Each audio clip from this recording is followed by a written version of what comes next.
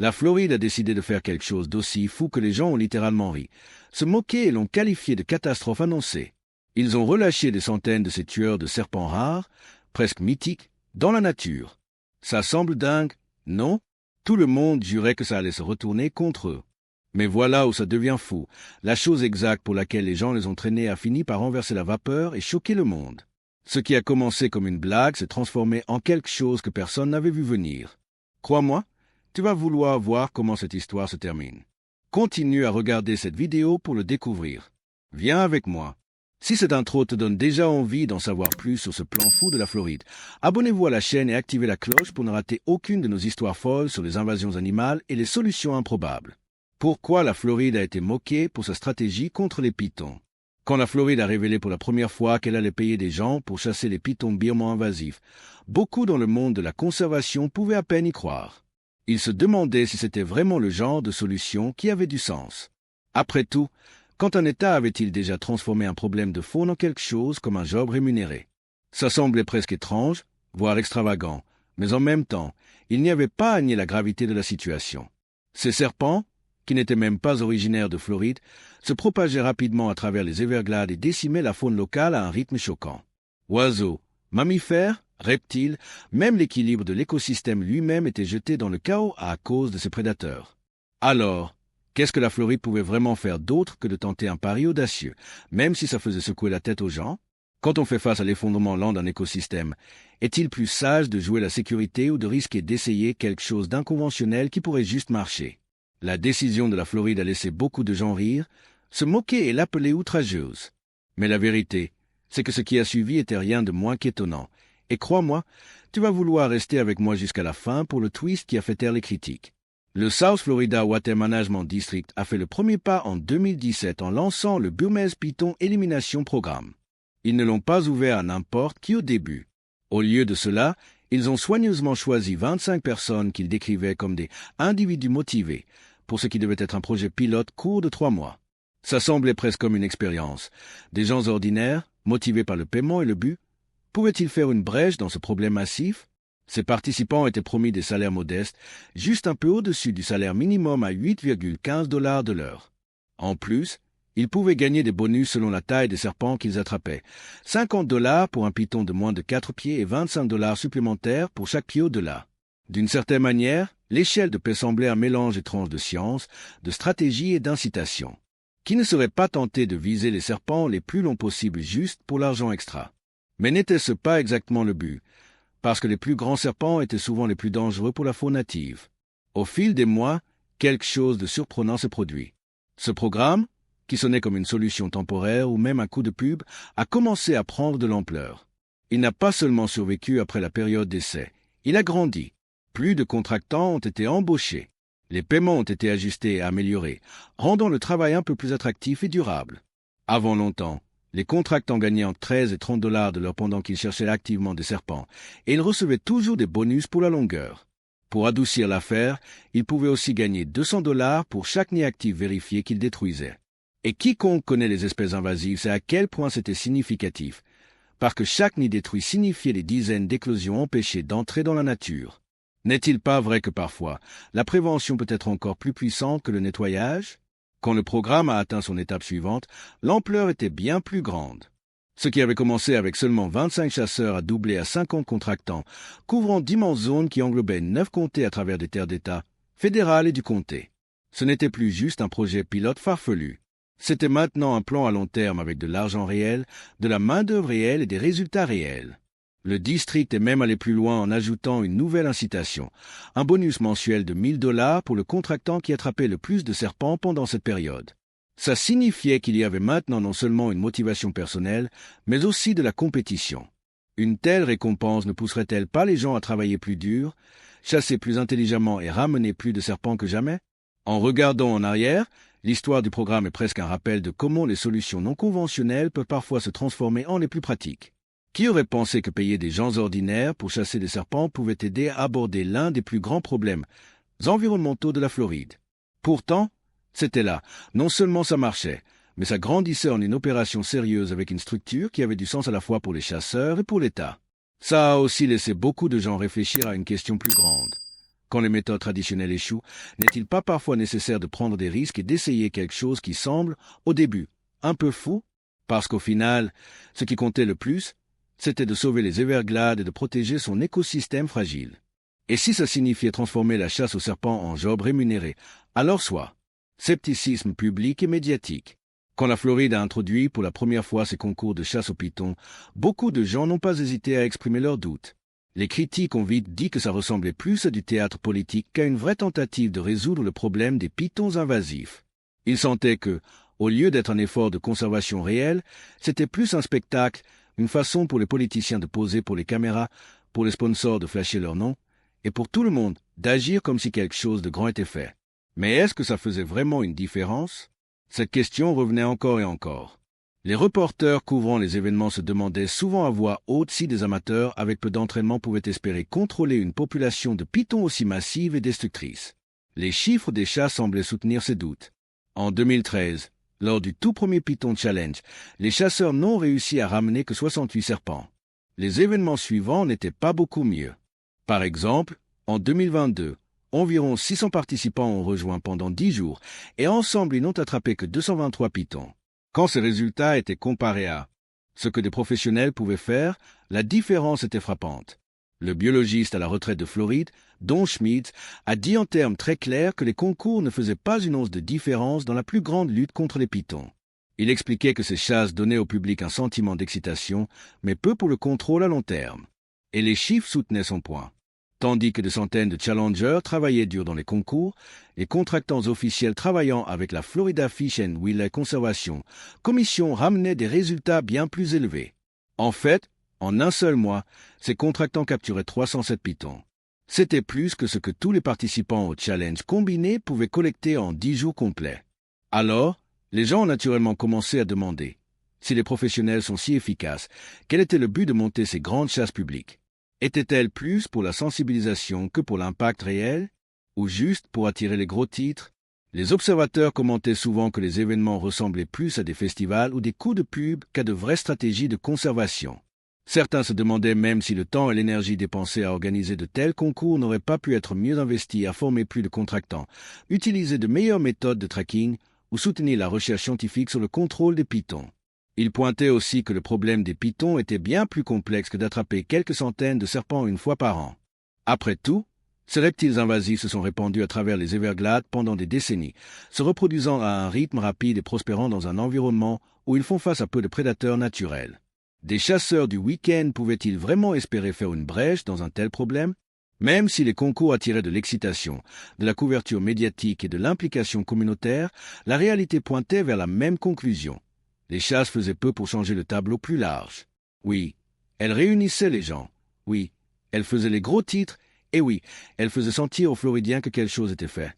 Mais au final, comparé au travail stable et systématique des chasseurs professionnels, les résultats montraient seulement à quel point ces concours publics faisaient peu de différence. Et ça laissait beaucoup de gens poser la question dure qui ne semblait jamais partir. L'objectif était-il vraiment de résoudre la crise des pitons, ou de faire croire aux gens que quelque chose était résolu? Au-delà des questions d'efficacité, des préoccupations éthiques se sont accumulées. People for the Ethical Treatment of Animals, PETA, a exprimé des inquiétudes sur les méthodes d'euthanasie humaine, déclarant que le vrai test d'une civilisation est de savoir si elle peut résoudre ses problèmes de manière humaine. PETA plaidait que les pitons ne devaient être tués qu'avec un pistolet à boulon captif pénétrant ou un coup de feu à la tête. À ce point, l'histoire prend un virage sharp. Tandis que beaucoup pensaient que la solution était simple, juste tuer les pitons, tout le monde n'était pas d'accord. Certains experts en conservation sont venus de l'avant et ont argué que cette approche brutale pourrait créer de plus gros problèmes qu'elle n'en résolvait. Ils proposaient quelque chose de bien plus controversé, capturer et relocaliser ces géants serpents de retour en Asie du Sud-Est, où ils disparaissent vraiment. Mais ce n'était pas la seule préoccupation. Des amateurs rejoignant la chasse causaient du chaos, de tuer les mauvais animaux à détruire des nids fragiles. Et juste quand ça semblait assez compliqué, une idée encore plus audacieuse a émergé. La stratégie de relâcher des centaines de tueurs de serpents rares. Continue à regarder jusqu'à la toute fin pour le découvrir. Si ces doutes et controverses te captivent, abonnez-vous maintenant pour plus de récits sur les batailles folles contre les espèces invasives et les twists inattendus. La stratégie de relâcher des centaines de tueurs de serpents rares. La lutte contre les pythons birmans en Floride s'est transformée en quelque chose de bien plus avancé que ce que les gens pouvaient imaginer il y a des années. Au début, c'étaient ceux des chasseurs essayant d'attraper autant qu'ils pouvaient. Mais au fil du temps, les experts ont réalisé que les serpents étaient bien trop intelligents et répandus pour que la simple chasse à prime suffise. Alors maintenant, l'effort s'est transformé en une bataille multicouche qui combine les instincts naturels des serpents eux-mêmes avec la technologie moderne. Ça semble presque sorti d'un film, non? Les gens demandent souvent, qui sont ces soi-disant tueurs de serpents rares? Étrangement, la réponse est les serpents eux-mêmes.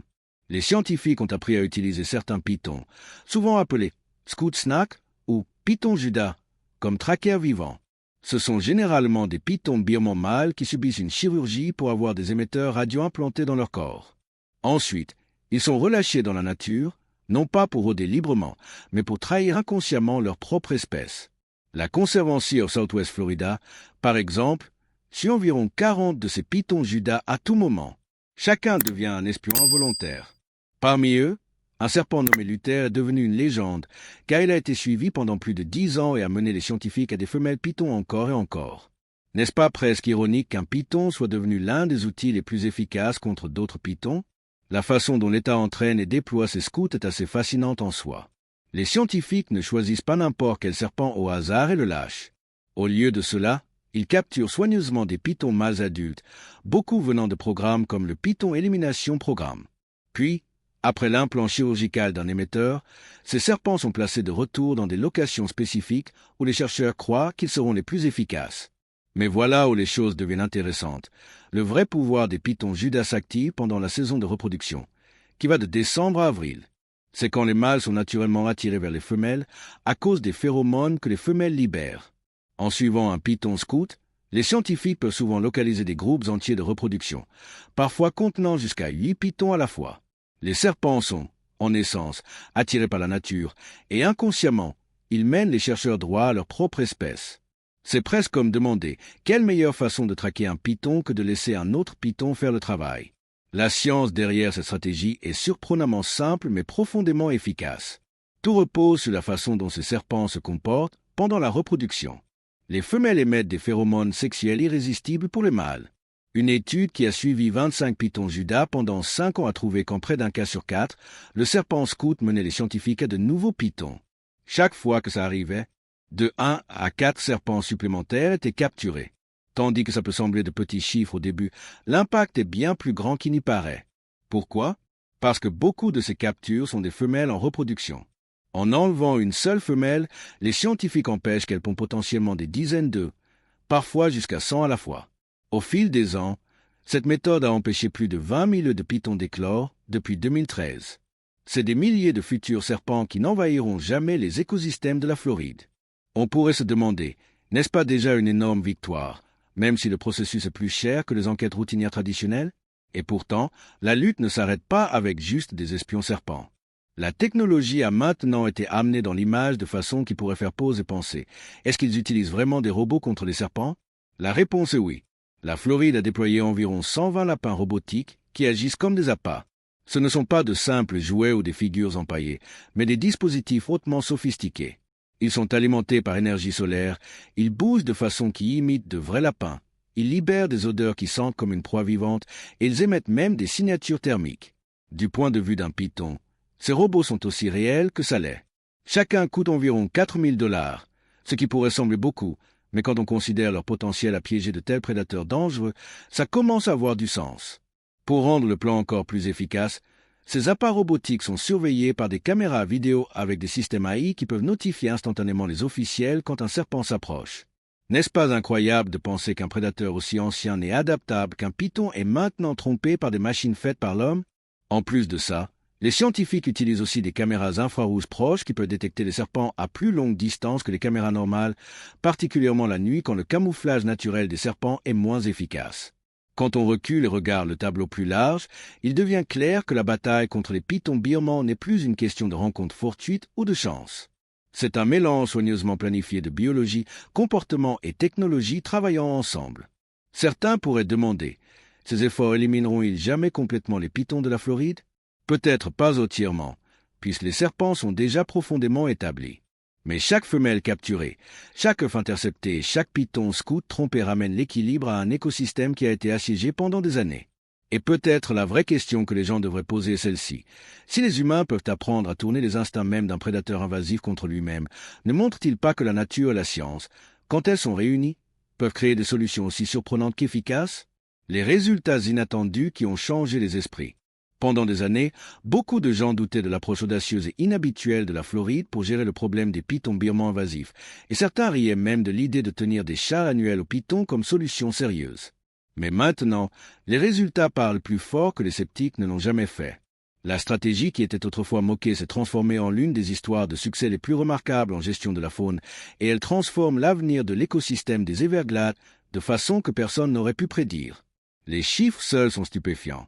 Dans le Florida Python Challenge de 2025, un record de 294 pythons birmans ont été enlevés, établissant un nouveau standard pour ce que des gens déterminés peuvent accomplir quand ils se rallient derrière une cause commune. Depuis l'an 2000, plus de 22 000 pythons ont été éliminés de Floride, et seulement dans les dernières années, les contractants d'État ont enlevé plus de 14 000 par eux-mêmes. Quand la Conservancy of Southwest Florida a rapporté qu'ils avaient enlevé 20 tonnes de pythons des Everglades occidentales, ça a fait pause aux gens et se demander quel dommage tous ces serpents auraient-ils causé s'ils étaient encore là? L'impact n'est pas juste dans les chiffres, mais dans la vie qui revient lentement à des endroits où les serpents semblaient autrefois inarrêtables. Les gens se demandent souvent si des efforts comme ça font vraiment une différence. Et la réponse, selon les scientifiques, semble être oui. Les zones où l'enlèvement de serpents a été le plus concentré commencent à montrer des signes de récupération. La faune native, qui déclinait depuis des années, commence à réapparaître. Les chercheurs trouvent moins de ces massives femelles pythons qui dominaient autrefois le paysage. Pourquoi ça compte? Parce que chaque fois qu'une grande femelle reproductrice est enlevée, des milliers d'œufs potentiels de pythons sont empêchés d'éclore. En fait, les estimations suggèrent qu'environ 20 000 œufs ont été stoppés d'entrer dans l'écosystème simplement parce que ces femelles n'ont jamais eu la chance de se reproduire. Ce n'est pas juste du progrès. C'est de la protection pour d'innombrables oiseaux, mammifères et reptiles qui appellent les Everglades maison. Le chiffre dans la façon dont le public et les experts voient ce programme a été dramatique. Ce qui était autrefois rejeté comme rien de plus qu'un coup de pub est maintenant salué comme peut-être la stratégie de gestion la plus efficace jamais tentée pour la crise des pythons. La participation du public a skyrocketé aussi. En 2025 seul, 934 personnes se sont inscrites au Python Challenge, un signe que les Floridiens ne sont pas seulement conscients du problème, mais impatients d'en faire partie de la solution.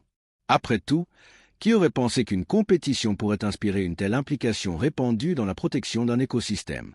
Pourtant, cela marchant mieux que quiconque imaginait. Les histoires venant du terrain rendent les résultats encore plus personnels. Prends Donna Khalil, une chasseuse professionnelle qui a réussi à capturer 56 pythons pendant un seul challenge. Pense à ça un moment. Une personne, en juste un événement, a enlevé des dizaines de serpents qui auraient autrement consommé d'innombrables animaux natifs. Ça met en perspective à quel point l'effort d'une personne peut compter quand il fait partie d'une poussée collective plus large. Et ça soulève une question simple mais puissante. Si un chasseur peut avoir un tel impact, qu'est-ce que ça signifie quand des centaines se rejoignent? Le problème des pythons en Floride est loin d'être fini, mais la marée commence enfin à tourner. Ce qui semblait autrefois une bataille perdue se transforme lentement en une histoire de résilience, de créativité et de petites victoires qui s'accumulent. Au lieu de se demander si le challenge marche même, plus de gens demandent maintenant une question bien plus excitante. Juste combien plus peut être accompli si ce momentum continue? Ce chiffre de mincesse seul pourrait être l'un des plus grands succès jusqu'à présent. Et si tu restes avec moi jusqu'à la fin, tu verras pourquoi ça change tout pour la gestion de la faune. Ce que ça signifie pour l'avenir de la gestion de la faune. Le programme Python de la Floride a souvent été parlé comme l'un des exemples les plus fascinants de comment une idée controversée peut grandir en quelque chose de bien plus grand que quiconque imaginait au début. Les gens se rappelaient comment. Au début, l'idée de gérer des serpents géants qui avaient pris le contrôle de partie de l'État sonnait presque comme une expérience désespérée, et beaucoup doutaient si ça marcherait du tout. Pourtant, au fil du temps, cette expérience même s'est transformée en ce que beaucoup décrivent maintenant comme un blueprint de conservation, un modèle qui continue d'inspirer des discussions sur comment gérer les espèces invasives dans d'autres coins du monde. N'était-ce pas intéressant, demandait-il, qu'une chose autrefois rie comme irréaliste se soit maintenant transformée en une histoire de succès que les scientifiques et les décideurs pointent avec fierté? Les leçons apprises de l'approche de la Floride sont devenues claires au fil des ans. Les observateurs expliquaient que le Florida Python Control Plan montrait à tout le monde qu'aucune solution unique n'était suffisante pour aborder un tel défi massif. Au lieu de cela, ils ont découvert que combiner plusieurs stratégies était la vraie clé du succès. Ils pointaient comment le plan travaillait dans deux directions à la fois, se focalisant sur l'éradication et l'éducation, et disaient que cette stratégie duale s'est transformée en un guide pour d'autres États et même d'autres pays face à des menaces invasives similaires. Les gens stressaient que la leçon la plus puissante du programme était que des solutions innovantes, même si elles sonnaient inhabituelles au début, méritaient une considération sérieuse, surtout quand les méthodes traditionnelles plus anciennes ne pouvaient simplement pas suivre. Après tout, comment avancer autrement qu'en essayant quelque chose de nouveau quand les vieilles façons avaient déjà échoué? La création du programme Python Patrol a montré plus loin la valeur de la détection précoce et de la réponse rapide. Beaucoup d'experts soulignaient comment le programme leur avait appris qu'il n'était pas suffisant d'enlever l'espèce une fois qu'elle s'était répandue trop loin. Ce qui faisait vraiment une différence, c'était d'avoir des gens prêts entraînés à repérer les problèmes tôt, pour qu'une action rapide puisse prévenir de bien plus grands désastres plus tard. On pourrait demander, cette idée ne s'applique-t-elle pas à tant d'autres problèmes dans la vie aussi? Attraper un issue pendant qu'il est encore petit avant qu'il se transforme en quelque chose d'impossible à contrôler? C'était, notait-il, l'une des leçons les plus pratiques et transférables du cas de la Floride. Quand les gens se demandaient si ce modèle pouvait être utile ailleurs, la réponse semblait être oui. La volonté de la Floride de rallier sa communauté, de construire la conscience et d'investir dans de vrais programmes d'enlèvement donnait aux autres un exemple clair de comment les choses pouvaient être faites. Les observateurs décrivaient comment ce framework offrait plus qu'un plan pour les serpents. Il devenait une sorte de pathway pour les scientifiques, les membres de la communauté et les décideurs de se réunir, partager les responsabilités et agir en unisson. Beaucoup disaient qu'en un monde où la globalisation a rendu plus facile que jamais pour les espèces invasives de se propager, le besoin de tels efforts coordonnés n'a jamais été plus grand. Après tout, si la Floride pouvait créer un système pour gérer les pythons dans son écosystème fragile, pourquoi d'autres régions ne pourraient-elles pas appliquer des méthodes similaires pour aborder les cochons sauvages, les insectes destructeurs ou les plantes invasives menaçant leurs propres environnements? Au final, le programme Python de la Floride était vu non seulement comme une réponse à une crise locale, mais comme un exemple de comment les humains peuvent s'adapter quand ils font face à des défis écrasants. Les gens réfléchissaient au fait qu'au cœur, le programme racontait une plus grande histoire, une sur l'innovation, la persévérance et le courage d'essayer de nouvelles approches même quand beaucoup doutaient du résultat. Et n'est-ce pas, d'une certaine manière, l'essence même du progrès? La volonté de tester l'inconnu, d'apprendre des erreurs et de construire des modèles que d'autres peuvent un jour compter dessus? À travers ces stratégies audacieuses, la Floride n'a pas seulement lutté contre un prédateur invasif, mais a aussi offert au monde un blueprint pour affronter des batailles similaires ou qu'elles surgissent. Mais voilà le twist que beaucoup de gens oublient. La lutte ne se passait pas juste dans des bureaux gouvernementaux ou derrière les portes closes de labs scientifiques. Elle se passait dans les quartiers, les salles de classe et les cours arrière, où des gens ordinaires découvraient que leur voix et action comptaient. Des enfants curieux posaient des questions qui déclenchaient la conscience. Des volontaires donnaient du temps et de l'énergie quand il semblait impossible de faire une brèche.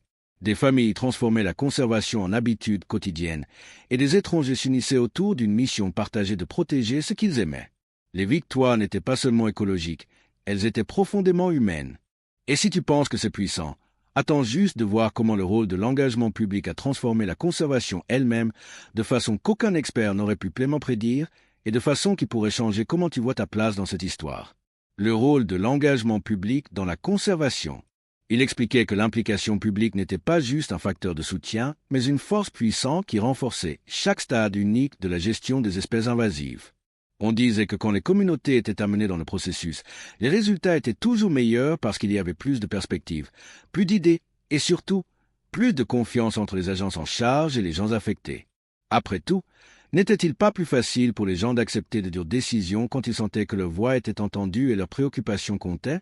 Il mentionnait que des programmes comme Don't Pack a Pest avaient montré juste à quel point les campagnes de sensibilisation pouvaient être impactantes, puisqu'ils enseignaient aux gens ordinaires comment facilement les espèces invasives pouvaient se propager et comment un peu de prudence pouvait sauver un écosystème entier.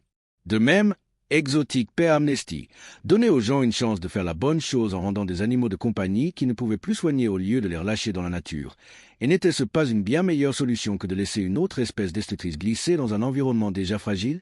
En plus, des systèmes de reporting comme evegoat1.org rendaient possible pour quiconque avec un smartphone de devenir les yeux et les oreilles des conservationnistes, aidant à détecter les pythons et autres menaces tôt assez pour les contrôler avant qu'ils s'emballent.